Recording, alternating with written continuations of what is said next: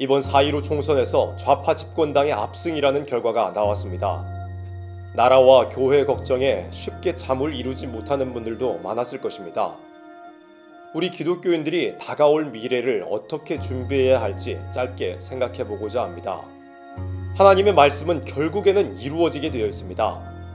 미혹과 혼란의 시대가 올 것과 하나님을 대적하는 정책을 펼치는 자들이 힘을 얻게 될 것이라는 말씀은 언제라도 반드시 이루어지게 되어 있었습니다. 이 암담한 상황이 예수님 재림 전에 반드시 올 것이라는 말씀을 믿는 것이 신앙입니다. 다만 4.15 총선은 이 하나님의 말씀이 급속하게 이루어질지 아니면 잠시의 여유가 남아있을 것인지를 볼 수 있는 선거였습니다.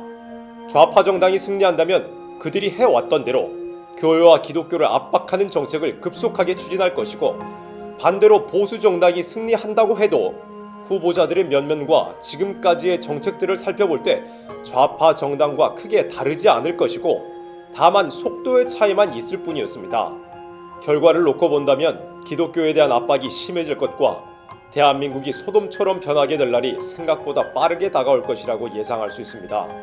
마지막 시대 예수님 재림이 가까울 시기가 되면 요한계시록의 말씀에 주목해야 합니다.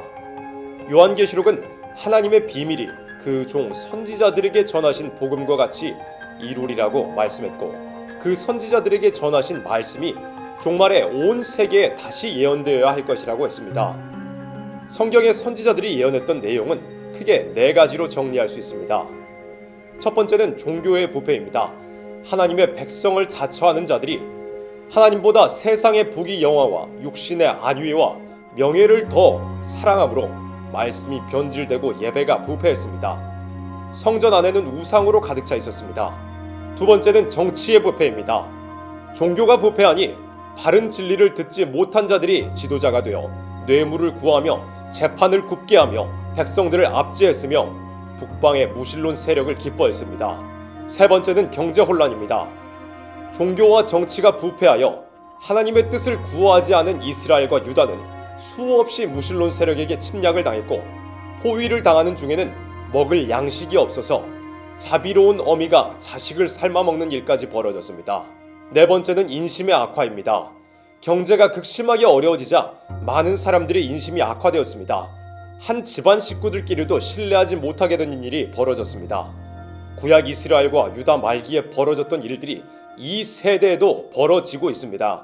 종교가 부패하고 정치가 부패하고 경제가 혼란해지고 인심이 악화되고 있는 것입니다. 요한계시록 말씀처럼 선지서가 다시 예언되어야 할 시기가 분명합니다. 좌파 집권 여당은 총선 이후에 종교계를 재편할 것이라고 공언했습니다. 자신들에게 동조하지 않는 종교 세력들은 가만히 두지 않겠다는 것입니다. 그리고 신앙의 양심대로 살아갈 자유를 박탈하고 기독교인들을 핍박하게 될 차별금지법, 문란한 성윤리를 조장하고 생명을 경시하는 낙태법, 반공 사상을 가진 사람들이 정치에 나설 수 없게 만들 수 있는 공수처 등이 만들어져서 교회가 신앙을 지켜내기 어려운 시기가 올 것입니다. 신학교나 교회 강단에서는 사회주의, 친동성애, 종북 사상을 가진 자들이 말씀을 왜곡하여 분별력이 없는 기독교인들을 현혹할 것입니다. 바른 말씀을 찾아보기 아주 어려운 미혹과 흑암의 시대가 닥쳐오고 있습니다. 그러나 이 모든 것이 성경의 예언대로 흘러가는 것뿐입니다. 신실하신 하나님께서 이미 기록된 말씀대로 이루어 가시는 것뿐입니다. 예수님께서도 먼저 고난을 받으신 후 영광을 얻어야 한다고 모본을 보이신 것처럼 건전한 신앙을 가진 기독교인들은 이 고난 이후에 반드시 영광을 얻게 될 것입니다. 어두움이 땅을 덮고 캄캄함이 만민을 가리울 것이지만 우리는 일어나 빛을 발해야 합니다. 어두워갈 때에 빛이 있으리라고 하셨습니다. 우리에게 필요한 빛은 예언의 말씀입니다. 어두운 데 비추는 등불, 날이 새어갈 때에 떠오르는 샛별과 같은 예언의 말씀입니다.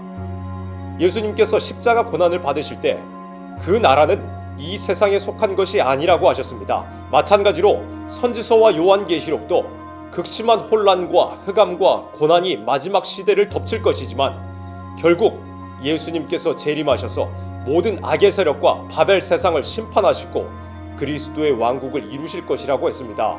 오늘 우리가 해야 될 일은 예언의 말씀으로 무장하고 죄와 상관없는 신앙의 삶을 살아내는 것입니다.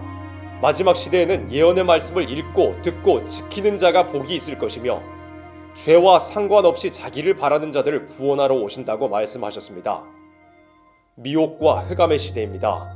반드시 말씀의 빛으로 모든 흑암과 압박을 이겨내고 다시 오실 주님을 영광 중에 맞이하기를 소망합니다.